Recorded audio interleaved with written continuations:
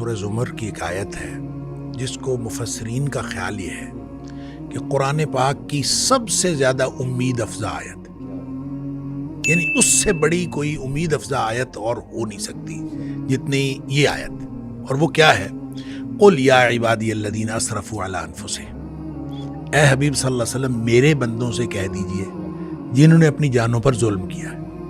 اب دیکھیں اس میں طرز تخاطب بھی عجیب ہے اللہ تعالیٰ کی طرف سے، سبحان اللہ، میرے بندوں سے.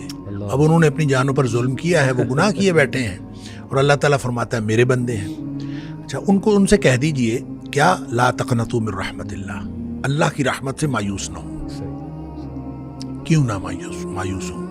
ان اللہ یغفر الذنوب جميعا، اللہ تعالیٰ سارے کے سارے گناہ معاف کر دے گا. کیوں معاف کر دے گا؟ کیوں معاف کر دے گا؟ انہ هو الغفور الرحیم، بے شک وہ ہے ہی بہت بخشنے والا اور ہمیشہ رحم کرنے والا.